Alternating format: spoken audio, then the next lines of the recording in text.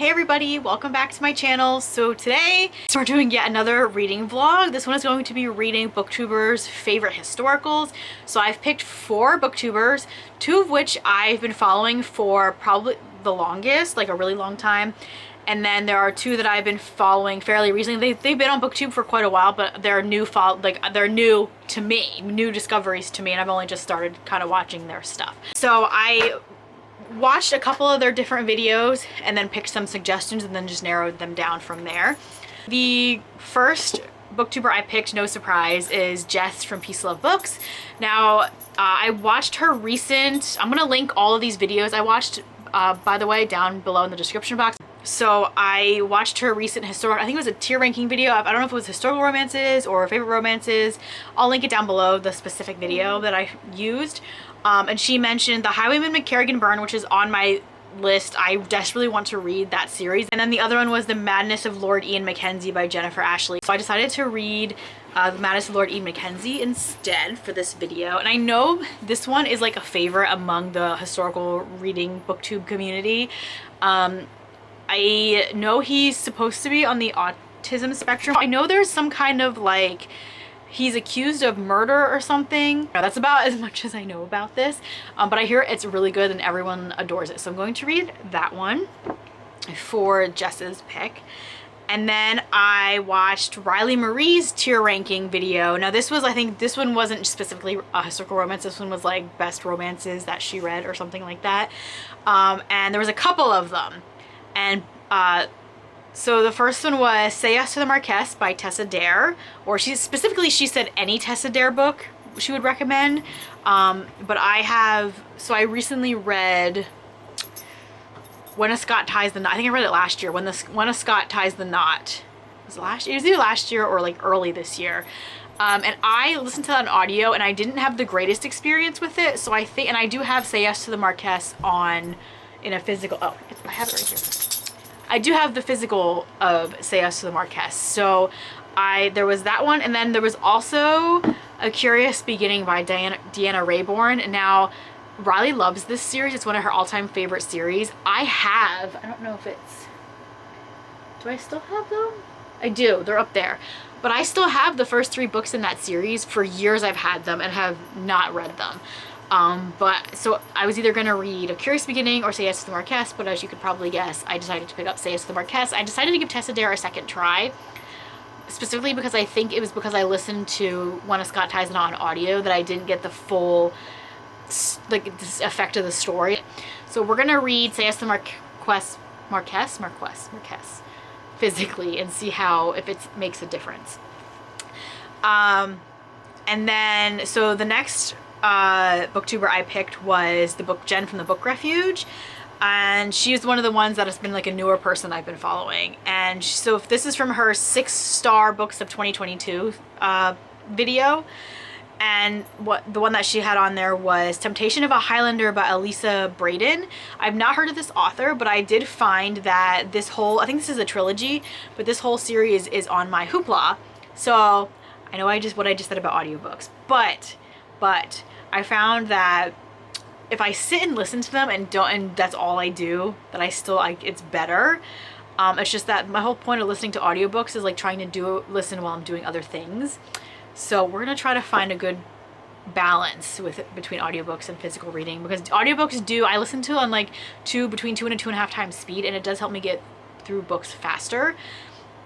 But that's also to like a detriment at some points. So we're just gonna we'll see how it goes. We're gonna listen to that one on audio because that's where I found out my Hoopla. All I remember from the synopsis is she has someone who's like stalking her. Like she meets this guy at a ball of some sort and they hit it off, and then he becomes like obsessed with her.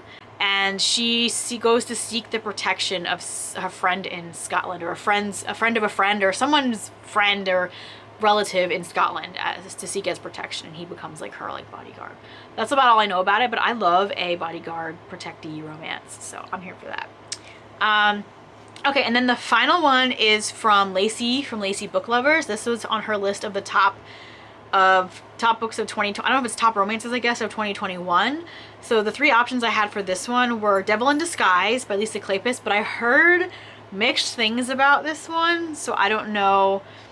I kind of was like, maybe not, and I don't have a physical, actually I don't think I have a physical of any of these. No, I don't. Another one on her list was The Wedding by Julie Garwood, and then the one I actually chose to do was Annie's Song by Kathryn Anderson. I think it's I think she gets assaulted or something happens to her, and the brother of the guy who did it like feels guilty about what happened and steps up to do right by her for whatever his brother did. I assume she gets assaulted, I think, and the brother steps in to kind of like make it right, I guess. I don't know. Sorry. Y'all know I'm terrible with descriptions, and I don't have, that one is going to be an audio as well. I don't have a physical book of that one either. So, and I also know that one is the book for this month for the historical Hellions, I believe, is their pick for this month, which I didn't originally realize until I was looking it up, and I happened to have noticed that was the book they picked. So we're gonna read that for the Historical Hellions readathon as well, or Historical Hellions, not readathon, book club, I guess. So yeah, so those are the 4 books that I'm going to read for this reading vlog. I did start listening to what is it? To Tame a Highlander? I don't remember. It'll be up on the screen. I did start listening to that today at work, and then I'm probably gonna start physically reading. I'll probably start physically reading The Madness of Mckenzie first, and then we'll see how this whole vlog goes. So I will catch you guys in a little bit. Update. Okay, so I read a lot more of Temptation of a Highlander by Elisa Braden. A lot more of it at one time than I thought I would, but I had to cover last minute for someone at work, and their department is like an office, and you pretty much literally by yourself. So I had the audiobook playing as I was working, and I am like 80% of the way through it now. So that I got through this a lot faster than I thought I would, but I am enjoying this. So I realize, obviously, this is the 3rd book of a series, and I'm assuming there are things that happened in the previous books that are mentioned in this book, and like they mention Edinburgh, and I'm like, well, what happened in Edinburgh? Like, I want to know what happened in Edinburgh, but like clearly that happened in a previous book. I just don't know which book it was. So I'm like, my hoopla does have the other 2 books. So it is very possible that I may at some point go back and read them, because I am enjoying them. The smut is actually very good in this. So I am wondering though when this whole stalker person's gonna come back. I don't even think, did I even do an update where I started reading this? I don't know. So the really sad beginning part of this, I was like, oh gosh, I hope this doesn't happen again. There was, her stalker, it's literally like the very beginning, so it's not a spoiler, but the stalker guy that she has kills her kitty cat, and it's so sad. And then now we have a backstory. We know what happens to her, which I don't know if it's mentioned. Again, I haven't read the first 2 books, so I don't know what's been mentioned in the other books or not. So for me, this is all new information. We get a backstory when we learn what happens to her parents. Her parents are killed, and there is actually a fairly gruesome, like, it's not like a murder scene, but like the aftermath, they've come upon people that have been killed, and it's very graphic. But yeah, I'm enjoying this so far. Again, this is an author that I have never read from, never heard of until I saw Jen mention them. So I'm enjoying this. I don't know, I'm probably not going to finish it. It's just about 4 o'clock, but I don't think I'm going to finish it tonight. I think I'm just going to keep doing it as like a travel when I'm commuting book. And then I've started bringing my physical book to work with me, because I'm trying to do this is like not related to Bookstagram or BookTube at all, but my friend is doing a intermittent fasting thing, and I figured I would see how well I do on it as well, because I pretty much do it anyway, but now it's a little bit more, I'm more conscious of what I'm doing it.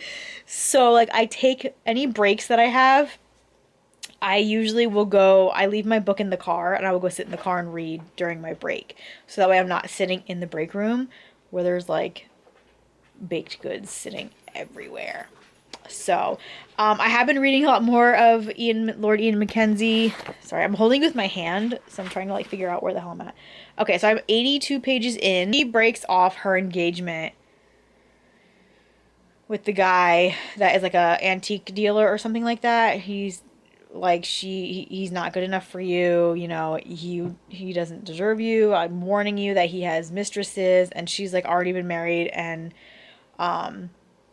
has lost her husband, who was, I think they were married only a very short time, and then she inherited, no, is it her? Yes, it's this book. She inherits a fortune, and which is the only reason the other guy wanted to marry her anyway. And Ian's like, yeah, no, that's not a good idea. But he also can't give her the kind of love she deserves because he doesn't understand love, and he like is aware that he doesn't know how to love, or he's not, I don't know if he's incapable of it or he doesn't understand how to love or something like that. I know this book is where he's on the autism spectrum, and I love his character though. I love that he can recall like word for word conversations that have happened, and he can learn music. He doesn't know how to read music, but he can learn music just by listening to it. And it is really sad when he talks about his childhood and getting beaten because his father thought he was a liar, and they thought he was abnormal, so they put him away. And then I'm really curious though about these murders that are happening, the one that happened in the past, and then there was a recent one that happened that he was accused of, and now there's an inspector involved trying to get Beth to spy on Ian for her, and it's a whole thing. And then now she's run off to Paris and ends up meeting, so this is the first book in the series, but I know the brothers each have a book, so we meet all the brothers. The one brother's ex-wife kind of takes her in and invites her to stay at her estate or her townhouse, wherever she's staying in Paris, and befriends her. And then Ian can't get her out of his head, so he follows her to Paris, and now I think they just found each other again. No, it's been like a week or so since they found each other again, and now she's like propositioning him like, I want to have carnal relations with you. And that's like all he knows. Like he can't really do relationships because he doesn't understand love. So he just literally is just in it for a friends with benefits sort of deal, pretty much. So I'm actually really enjoying both of these books, and I'm very happy about that, because a couple times I've tried to read historical romances, I start them and then I just kind of fall out of them and get bored and stop. And unfortunately that's what happened with that Suzanne Enoch book I was reading for the historical romance readathon. I still have not finished that book. It's still sitting like half read on my shelf next to my bed. I'm going to read more of Ian Mckenzie, and then we'll see where I'm at later, I guess. Hey guys, so I need to do this update before I forget. But I did finish Temptation of a Highlander. It'll be over here. The title by Elisa Braden, I think the author's name is. And I think I'm going to give it 4 stars. It was fun. I think in my last clip I said that like I want to know when this stalker person she has is going to make an appearance, and like not long after that, once I got further, like a little bit further in, like the whole thing culminates and comes into play. Like he comes back. But yeah, I enjoyed it. I finished it.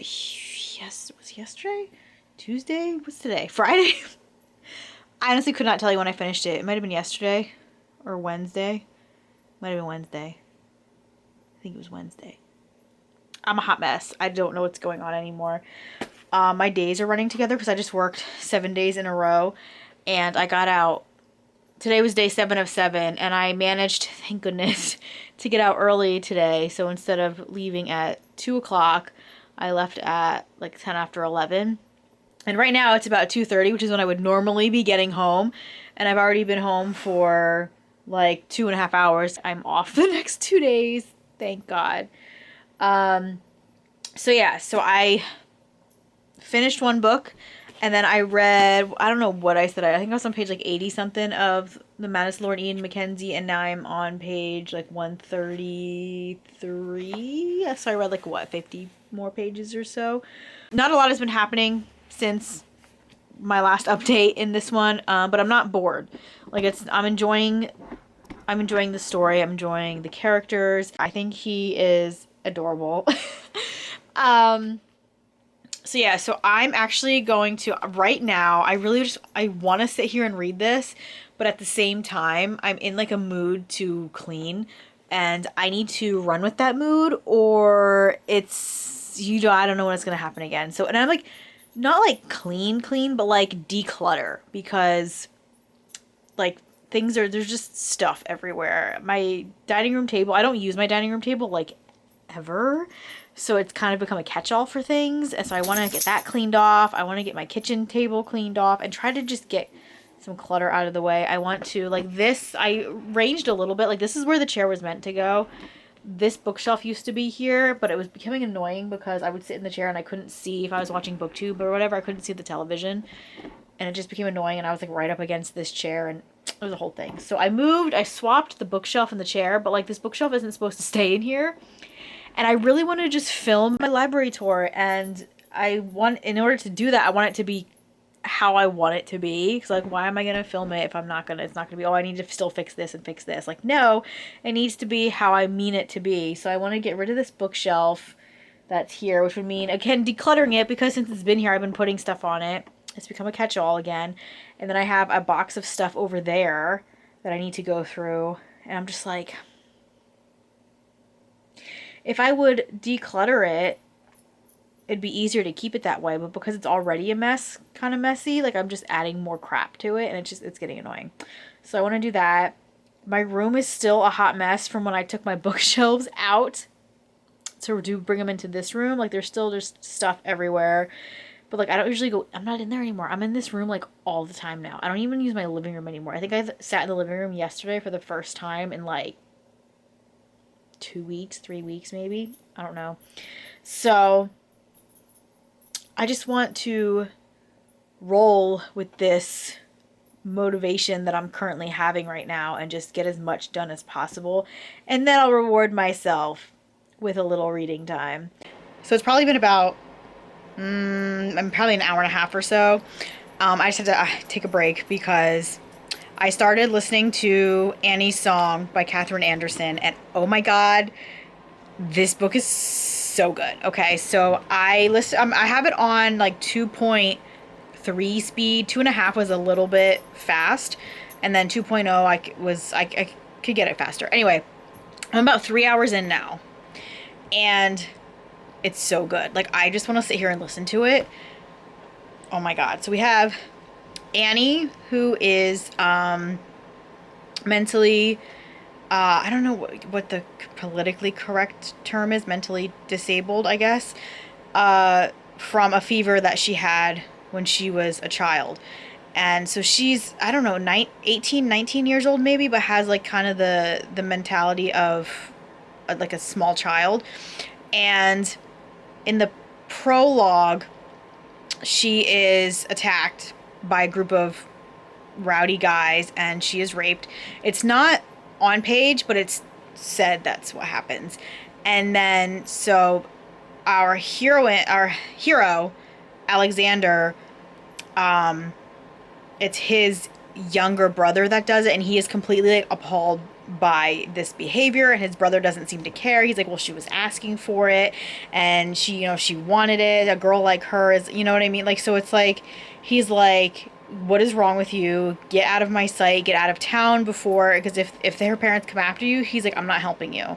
You may be my brother, but you deserve to see the hangman for what you did to this poor girl. So he goes to the Trimbles, I think is their last name, Annie's parents, and he says, you know, I'm sorry for my brother. If you need anything, if anything comes of this incident, which it does, you know, you can come to me and I will help you in any way I possibly can. And he is like completely like, he feels terrible that this happened. So it does end up turning out that Annie does get pregnant from the attack.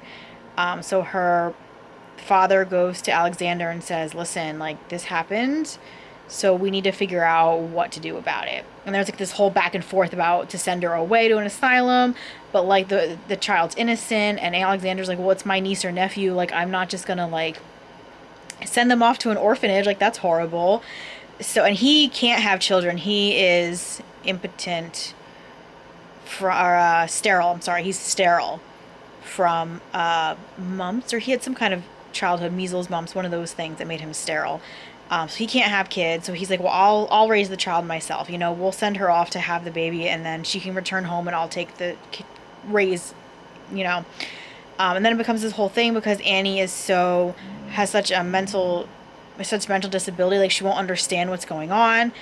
She'll be highly upset to leave her home and everything she knows. So it turns out that, so Alexander was originally going to just have her come stay with him and raise the child, and then it was told that, well, there is a possibility that the child may be like Annie. Like, it's possible that Annie's affliction didn't come from a disease, it came from genetics, because she had an uncle that went mad.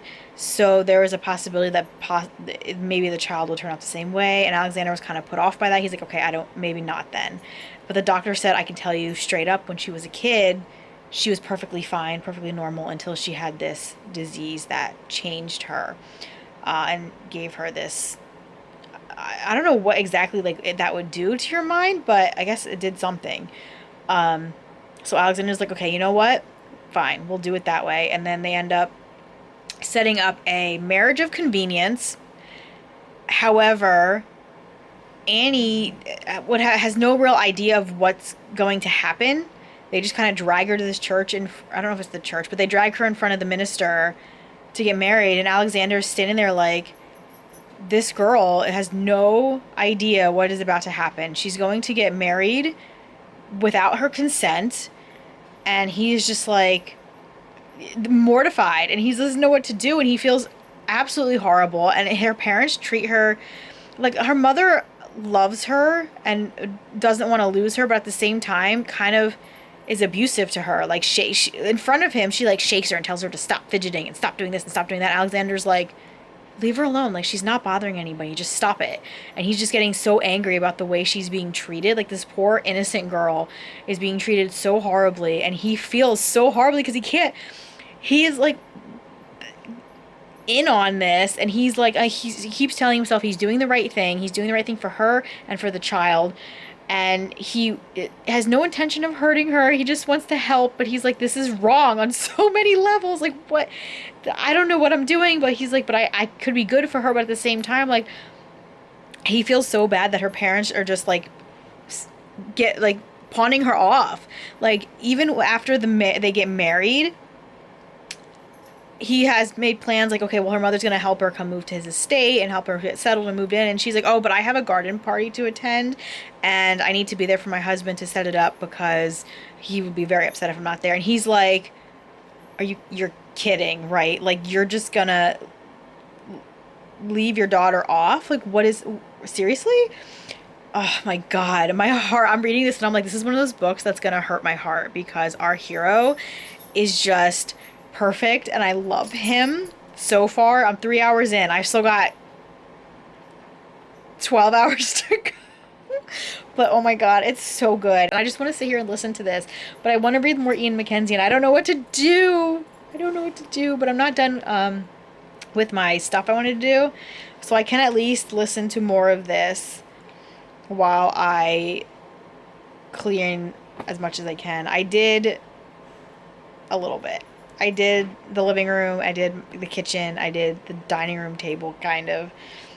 So now I just got to get to my room and see if I can make room. I need to make room in that bedroom to put this bookshelf. But in order to do that, I need to move stuff from that bedroom into my room. So it's a whole thing. But anyway, I just had to say this book is amazing so far. Again, I'm only a small fraction of the way into it, but I'm obsessed already, and I'm already looking to see if I can get a physical copy of it. So I haven't moved. I'm about 6 hours into this audiobook, and oh my god. This may be possibly one of my favorite books, like ever. Not even just like historical, but like, so I mean, it would be my favorite historical because I haven't read many of those, but like, this book is so good. I love Alex. Oh my god. I think he's perhaps pushed his way to the top of my book boyfriend list. It's so good. Like, I'm having one of those moments again where like my heart hurts. He just realized that she's not actually mentally disabled, like, at all. She's just being treated that way her entire life because of what happened, but she's not. She's actually very smart. It's so good. And I have to say, the housekeeper, Maddie, is one of my favorite side characters ever. She's great. I had to giggle. There was a couple comments she made, like, because Annie was disappearing, and she comes running to his room and is like, I've lost her. And he goes, well, where did you lose her? And she goes, well, if I knew that, she wouldn't be lost, would she? I'm like, yes. And the Irish lilt that she has, oh, I love it. My heart is aching. This book, I knew nothing about this book going in aside from that very beginning part where she is violated and the brother of the guy who did it takes responsibility for her. I didn't really know much more than that, or I didn't remember much more than that, because I forget what I mentioned it in the beginning of this with the video that I got the recommendation from Lacey.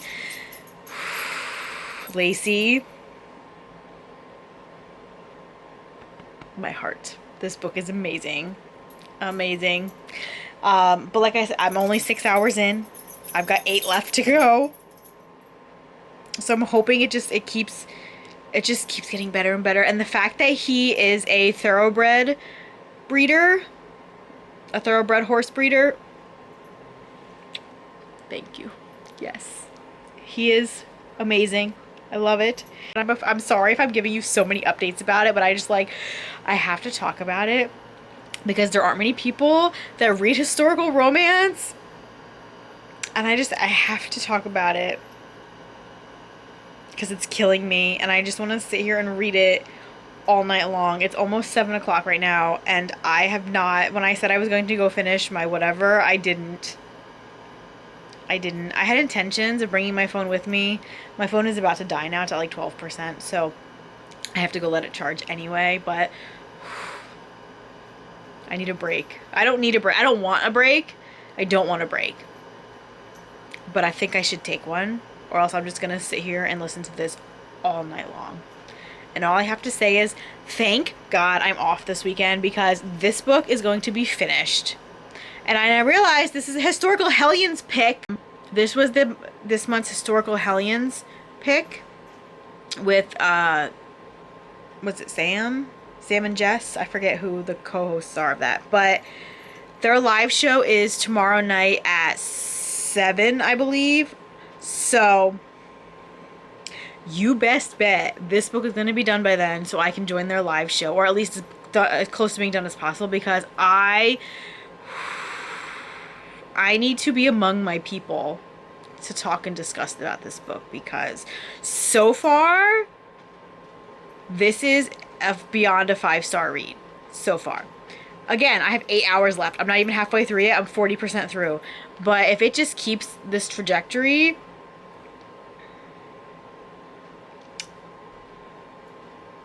best book of the year, possibly.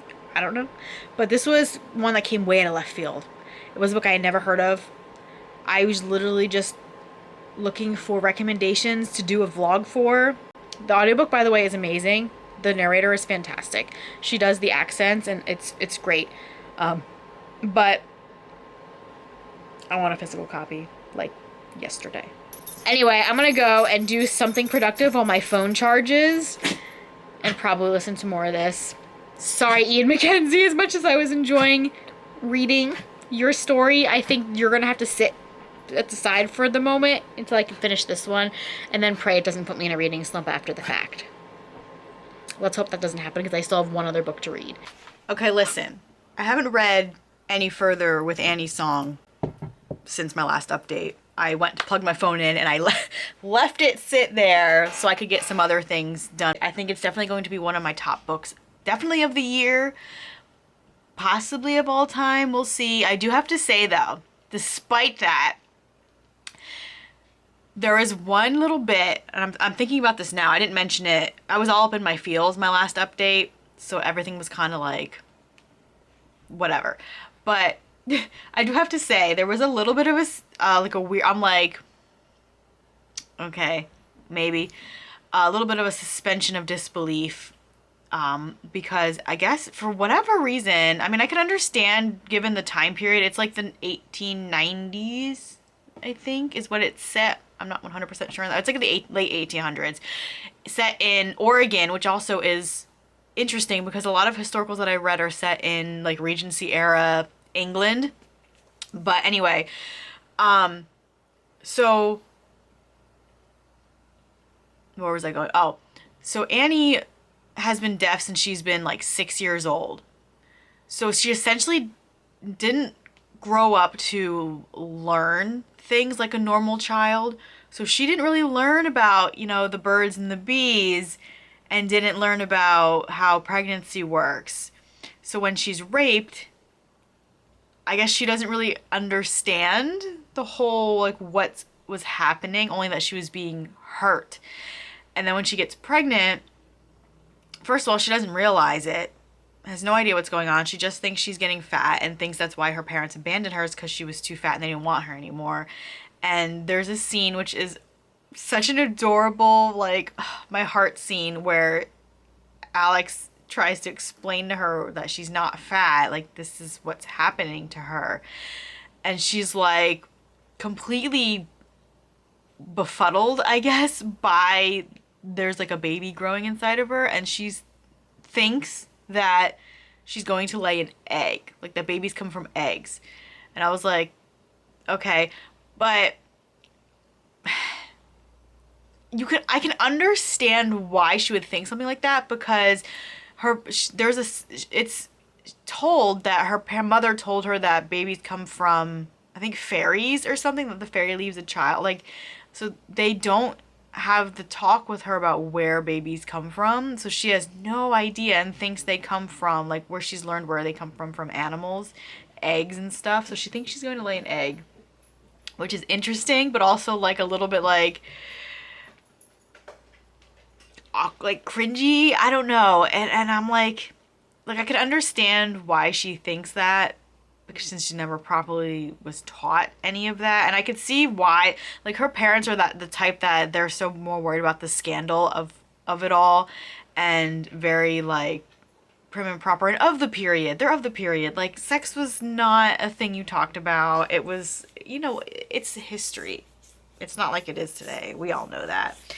So I just thought it was interesting, that whole bit about it. But yeah, so I'm still in the stage where she doesn't like understand. I mean, she understands there's a child inside of her and she wants to protect it. Like, she's actually really happy because she's always felt so alone. She never had any friends because all the neighborhood children would bully her and hurt her, obviously. And it's adorable. And she is only, I think she is only 19 or 20 years old. So she is very young. But I just had to pop in here and just mention that little tidbit. So I don't know. We'll see. I still have a lot left to read of this book. And it's almost 9 o'clock now in the next morning. So I'm really hoping that I can finish. I don't think I'm going to be able to finish it all today before the live show, but I'm going to try to get as much done as possible. I do have a graduation party today, but it's like only a few hours long. I think it's like 1 to 5 maybe, so I might be able to listen to a bunch more, and I will update you guys in a little while. I have not read more of Annie's Song. I don't know where I was with Annie's Song when I last updated you. I think I'm like 80% into it now, I think.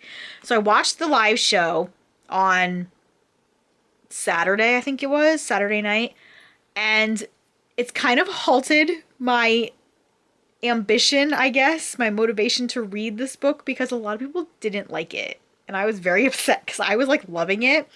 But as I'm watching the live show and I'm seeing their reasons for not liking it, I'm like, okay, like I understand that, because my whole reason for liking it was the hero. I am like obsessed with the hero. He's a cinnamon roll hero. He's so sweet and I love him.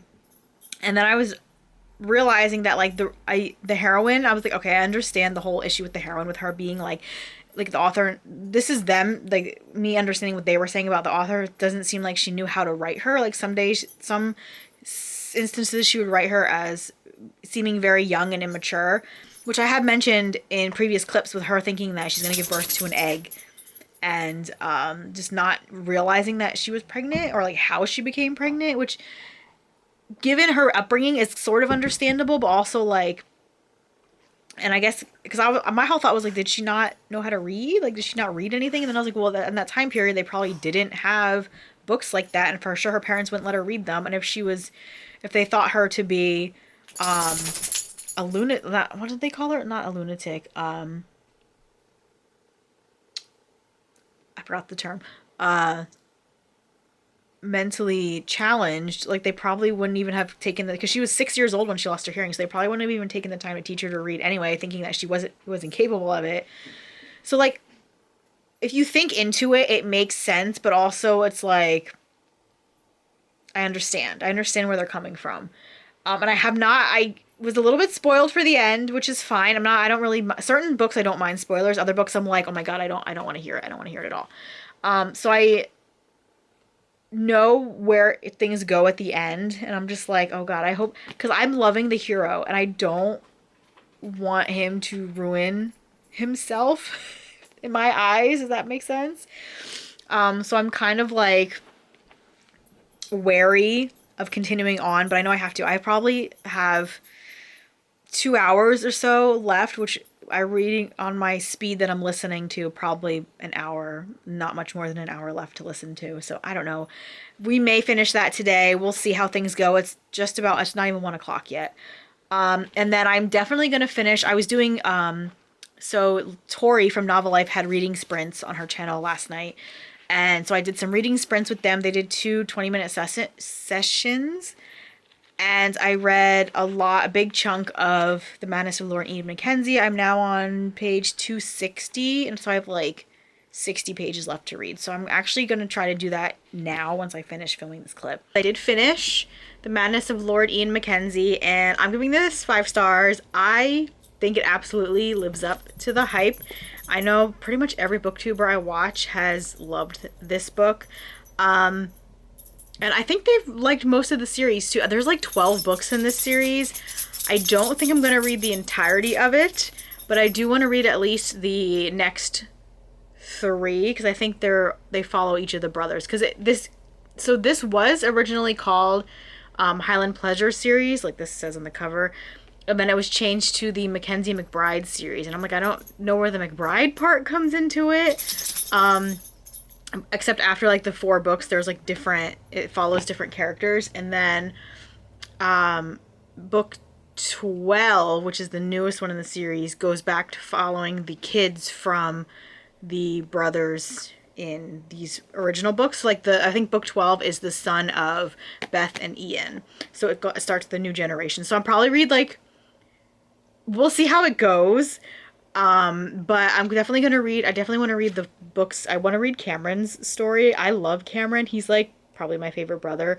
The next book is Mac's story though. Mac and Isabel, who were married and then she left him, and then they were so I'm hoping that's like going to be like an angsty romance, because they were like brooding over each other pretty much in this, like from, you know, you get a secondhand perspective of it. But their story's next, and then Cameron and I think Hart is the fourth one, which I'm also curious about, because they don't introduce the actual like love interest, but they mention the love interest. Like she was, I guess he was meant to, like he was gonna marry her at some point and then it didn't work out. I don't know, I'm curious, but I definitely want to read those 4 books. And then the inspector that's in this one gets a book. I think it's just a novella. I don't think it's a full book, but I want to read it, because throughout this whole thing, like this inspector, what's his name, Fellows, I think, has it out for the Mckenzie family. Like he doesn't care if they're guilty or not. Like he just wants to like besmirch their name, and he's like, you aren't as high and mighty as you think you are. Like you're just using your wealth and influence to get out of taking responsibility and get out of, you know what I mean? Like he does not appreciate them. He just has it out for them this entire book. And thankfully Beth is like, okay, well, you got to look beyond it. There's a whole murder in the background of this too, that supposedly Ian, they think Ian was responsible for the murder of prostitutes, or a prostitute, or I think it was 2 of them. And then Ian the whole time thinks it's his brother was doing it, but his brother did it. But Fellows like doesn't care.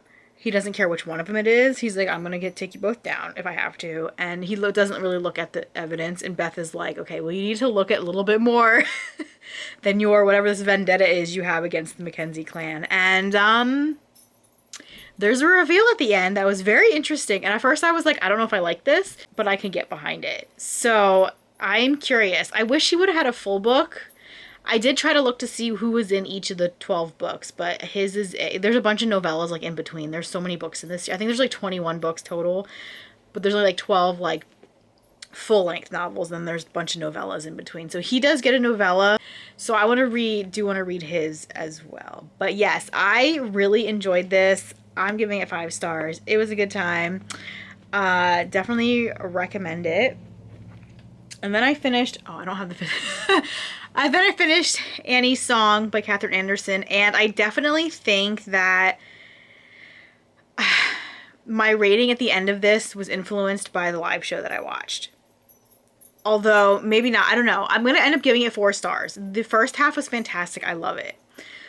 And then once we got to the end part of it, like after she has the baby and he tries to send her off to like this deaf school, I was like, this seems kind of pointless at this point. Like, why are we causing, literally this is like 85-ish% into the book, and I'm like, why are we causing this whole other conflict at the end of the book that's going to cause like issues with them? So it seemed unnecessary, and it did kind of, I still love Alex. I do. I still love him as a hero. Sweet cinnamon roll hero. I love the big alpha hero that's soft for the girl. Love them.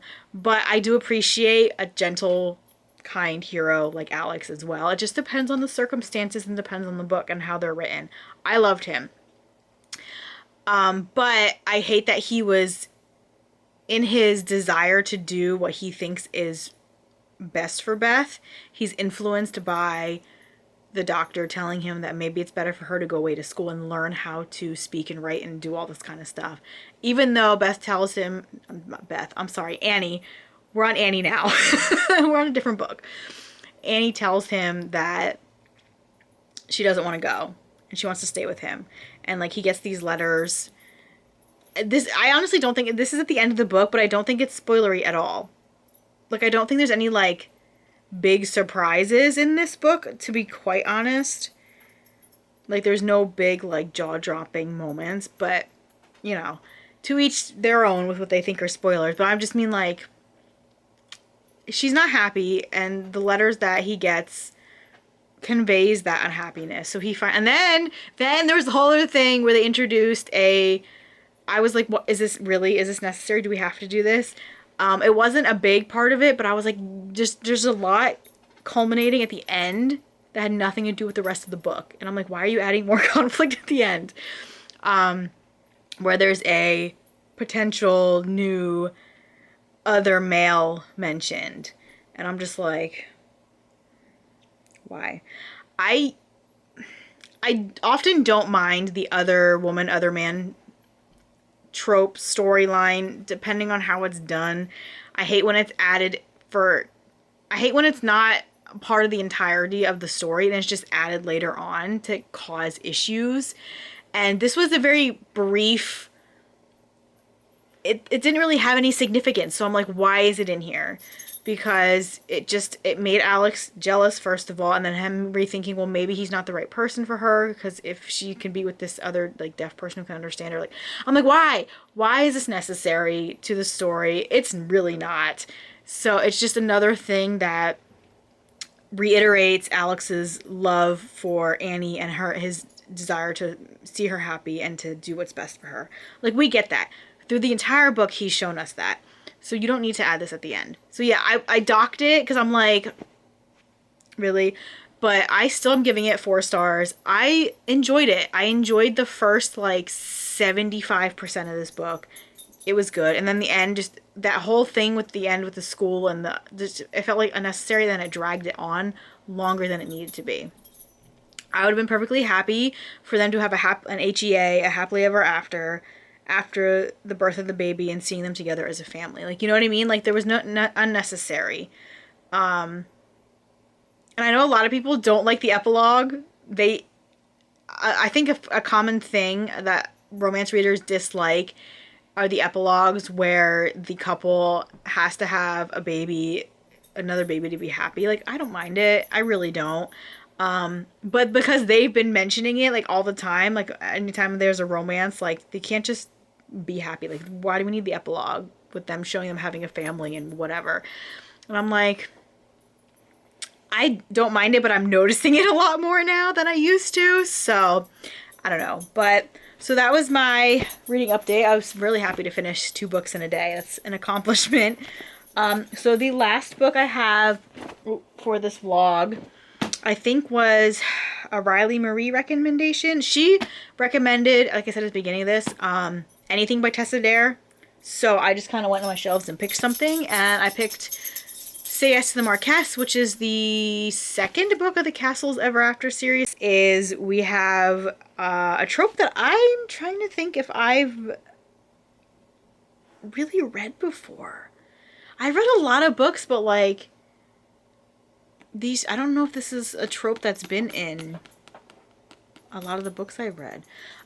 So this one is, we have Cleo is our heroine, who's been waiting to get a proposal from our hero's brother for like 8 years or something, and hasn't proposed to her. So she's like, you know what? Screw you. I'm gonna go off my own. She just inherits a castle. She breaks off the engagement. Well, the brother of the guy she's supposed to marry is like, no, this is not happening, and he takes it upon himself to make this marriage happen. And he's a fighter, I think, which I love. He's a prize fighter. So he is determined to make sure that the marriage happens. But of course we have the trope where they're meant to be with someone else, or they're helping them be with someone else, and then they fall for the person. So I'm excited to read this one. I'm hoping I like it better than When a Scot Ties a Knot, even though I love the premise of When a Scot Ties a Knot. So what time is it? I don't even know what time it is. It's gotta be like 4 something. It is. It's 4:45. So I'm gonna take a break because I literally just sat here for like 3 hours and finished reading. So I'm probably gonna take a break. I think I'm gonna eat an early dinner actually, so that way I don't have to worry about it later. And then come up and start reading this. Hello everybody. I'm in the same spot, but it's like days later, I think. I don't know when my last update was, but it's been a minute since I've gotten on here and updated. But I finally finished Say Yes to the Marquess by Tessa Dare, which is the final book for this vlog. And I'm going to give this 4 stars. Now, I don't know what happened. Somewhere in the middle, I don't know if it was the book that slowed down, or if I just started falling into a slump, or I just was kind of getting out of wanting to read historical romance. But like at the same time, I had a bunch of other books that I was like, well, I really want to pick that up next. So like I don't know what was going on. It might have been that things started to get slow in the middle, and I just wasn't giving myself, I wasn't taking the time to read. And if I was reading like a chapter or two at a time. So I don't know what happened with this. I had a fun time. I loved Bruiser. He was one of my favorite characters. I loved her sister Phoebe, was adorable, especially at the end. She made a comment, and now I can't remember what it was, but it was like near the very end of the book, and I was like, it literally made me laugh out loud. Like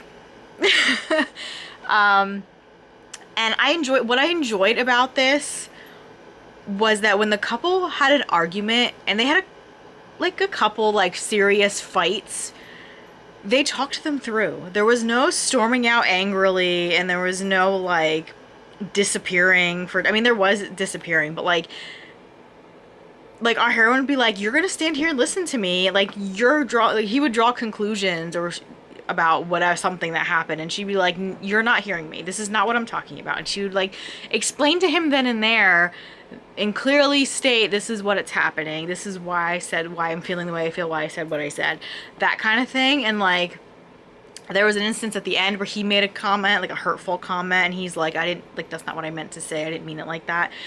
And like they talked it through, because the first time it happened I was like, oh god, here we go, here's the freaking, when they walk away and then they're grumpy and broody and don't communicate, and like they're gonna get in each other's, they're gonna be in their own way. But that didn't happen, which I loved. There's an adorable dog in here. His name is Ellingworth or Elling. He had like some big fancy name, and he was so cute. And I forget what other, there was something else I wanted to mention and I can't remember exactly. Oh, he is I just watched the Nikki Castle interview with Tori and Jess, and I'm like, want to say MMA fighter, but that's not what he was. He might have been like, might have been what he would have been like in today's terms. That's probably what he would have been considered, but like back then he was a prize fighter. That's what it was, like an illegal prize fighter. And like he kept talking about these fights that he had and how he used to be the champion 5 years in a row and this and that. And then they were talking about that he was going to get his title back because he was going to fight his opponent that he lost to. And I would have liked to see, they address that fight at the end, so I don't necessarily would have liked to see that fight, but I would have liked maybe to see, like, especially at the beginning, like one fight, because I don't think there was a fight. There was like him just talking about it, because he had to take over with his brother being gone, he kind of had to take over his responsibilities, so there was no, like, he couldn't fight essentially. And he was like always this not welcome in society because of his chosen livelihood and all that stuff. So I would have liked to see, at least at the very beginning, even in a prologue, of him having a fight, just to kind of more like cement that he is a prize fighter and like a brawler. But so I did miss that part of it. And then there was like that little bit of slowness in the middle, and there was something else so originally when Piers, Cleo's betrothed, returns, there is a scene that is described that I would have been like, okay, well, can we like see that on page? Because like we didn't really get a lot from his point of view of things. I don't know if it's a spoiler yeah. So like she's trying to break off this engagement, and like we're told like he took it how he took it instead of being like shown. Like I would have liked that scene where she confronts him about it and tells him her plans. But that was as I was reading, and then as I got toward like near the end of the book, like the very end of the book, like we get more of him, like them interacting and his feelings on it. But still, it just felt sort of, I don't know, like it was lacking in something. I don't know if I would have wanted him to react differently. I don't know if that's how what I wanted, but I wanted like more of something with him, because this entire book, all they're talking about is oh, Pierce is gonna come back and you're gonna get married and this and that, and like they keep just talk about him and bring him up constantly, and then we don't even get a whole lot of time with him really. I mean, there is a fairly good like brothers scene between the two of them near the end. He doesn't show up till like the end of the book, and I'm like, but I mean, I guess that was kind of like the point, because if it would have shown up in the middle, like what else would there really been to write about, you know? But yeah, so I would have liked a little bit more of that. But yeah, those are, I'm like, my thoughts are muddled because I finished this like 2 hours ago, and then I sat and watched the live show, the author interview, Nikki Castle on author interview on Tori and Jess. So I'm like, now all of a sudden thinking about all the new books I want to read. So yeah, but that's the end of this vlog. Finally, I had a fun, this was a fun vlog. I've read historicals in the past, but not like, and I've been collecting them. Like every time I go to that used bookstore, that's all I get is historicals because they all sound so good. But I've never really taken the time to sit and read them. I think the last historical I read, aside from Outlander, which I guess could be considered, I don't know if that's like considered fantasy or what with the time travel aspect, but like once they're back in time, like wouldn't it be historical? Anyway, aside from Outlander, the only other historical I read was it Devil in Spring by Lisa Kleypas? It was one of the Revenals books. I think it was book 3 or 4. And I was like not impressed with that book. So I don't know if it was, I mean, it might have been my age because this was years ago that I read that book. So I think I'm maybe getting more, my taste is changing. It could be because I know I used to read a lot of YA fantasy, and I don't really read that anymore. Like I don't really have interest in reading that anymore, except for a couple select things. And I've been turning a lot more toward romance, and even historical romances even more now, which now makes me upset because years ago we were cleaning out the house and my mom had tons of historicals that I ended up getting rid of, and now I'm very upset about it because there could have been some gems in there. I don't even know. I don't remember what all she had. But yeah, so I guess that's it for this vlog. I hope you guys enjoyed this journey with me. It was a fun time. And thanks for watching. I don't know what's in store next. I guess we'll see. I know I got some wrap-ups and stuff to do. It's the end of, actually it's the last day of June right now, so it's actually good that I finished this on the very last day of June so I can go into my June wrap-up, which will probably be coming up probably after this vlog goes out. I think I'm gonna do this vlog first and then I'll do the wrap-ups, but we'll see how that goes. Anywho, thank you guys so much for watching, and I will see you in my next one. Bye.